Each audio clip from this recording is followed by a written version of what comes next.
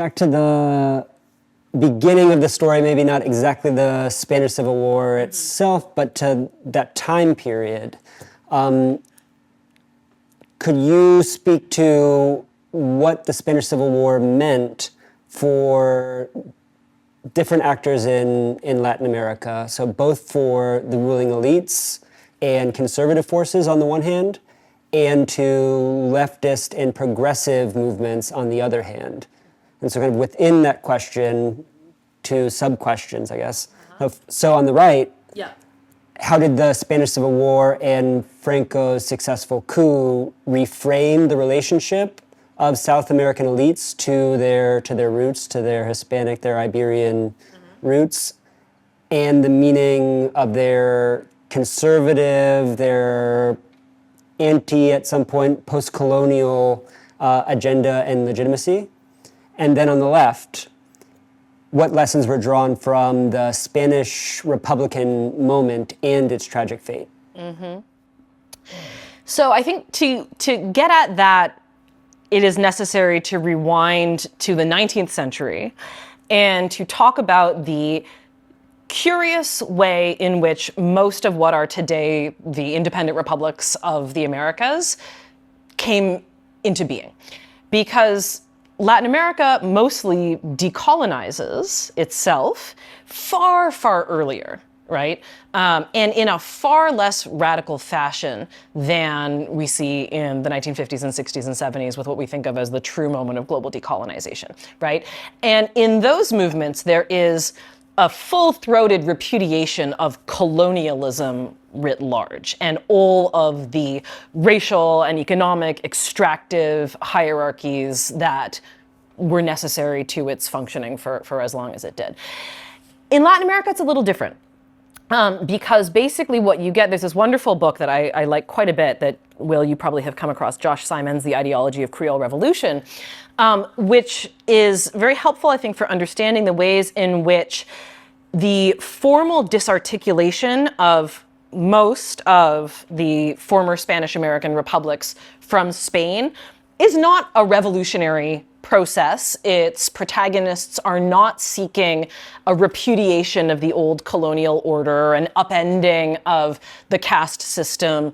Rather, what the Creoles, the European descended, the American-born Spaniards, who are basically the regents of the Spanish colonial system, the people who run it on a day-to-day basis, they who lead and direct the independence armies, what they want is autonomy. They want to be the ones in charge of the system and just kind of cut out the middleman of having to report back to the crown and pay the taxes and deal with the meddling of the Bourbons and all of this stuff.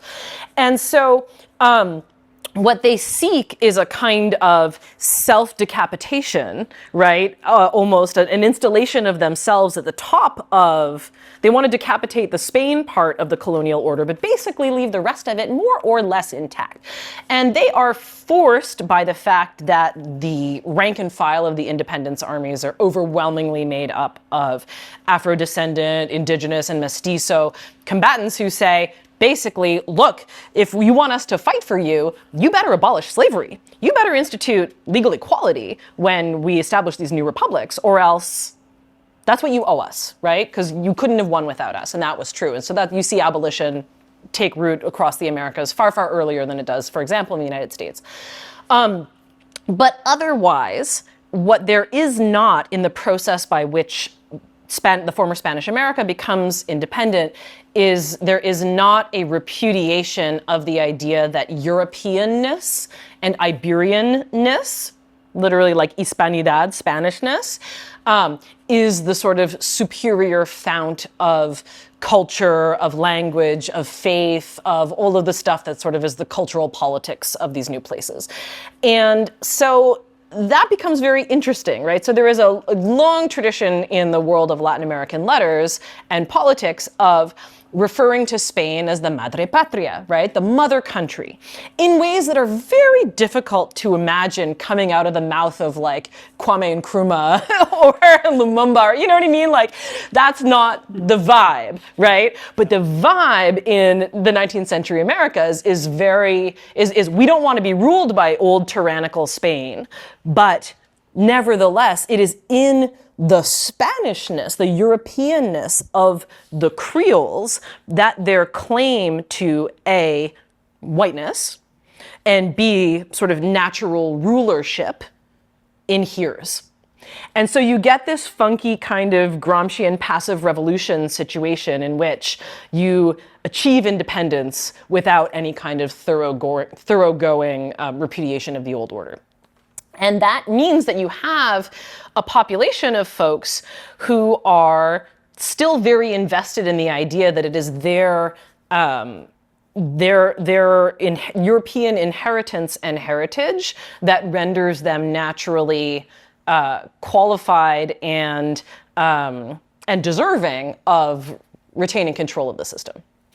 And so and then in 1898 with the Spanish-American War, then Spain loses its final American possessions, right? Cuba and Puerto Rico kind of fall into the US neo-colonial orbit. Spain enters into crisis because now we don't have an empire anymore, and this occasions, a whole set of national hair tearing that I shouldn't minimize it by saying hair tearing, but there's a kind of national set of very angsty debates that end up hardening into the positions that basically become the Republic and the counter-revolution, right?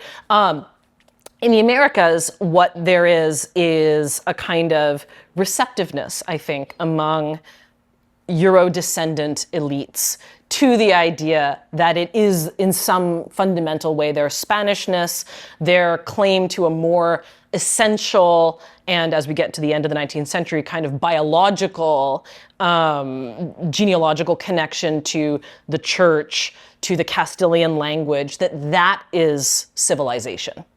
And that what the Spanish Empire imposed itself onto in the New World, which is the indigenous and then the Afro-descendant, that is the barbarism, right? And it is through the Iberian tradition that we can actually, that is basically our logic of patriarchal whiteness. And so when the nationalist insurgency kind of bursts to the fore in 1936 and says, this is the way that we defeat Marxism, it's by turbocharging our imperial values of hierarchy, order, gender norms, Catholic religion, Castilian language. There is an audience in the Americas for that set of arguments. And that set of arguments and the framings that are used by the Spanish right are borrowed in some instances and dovetail nicely with things that are already happening among Latin American elites who are, by the time we get to the 20s and 30s, very invested in putting down versions of something that might amount to a Mexican revolution in their own territories, right? So that's the kind of long backstory of why I think it is that the Latin American right is so enthusiastic about the Spanish insurrection in 1936. And so that's so in terms of like, what do Latin Americans think about the Spanish Civil War? On one level, it's the same thing that happens all over the world, right? Which is that people who identify themselves as anti-fascists, as modernizers, as secularizers, see in the Republic the kind of great hope of that set of political projects, right? And that affiliate themselves with it. And that's very much the energy that motivates people to join the international brigades and to go, And then on the other hand, the kind of reflexive identification of conservatives and elites with the nationalist insurgent project is like, that's the same whether we're talking about Chile or we're talking about England, or we're, that's just kind of class solidarity.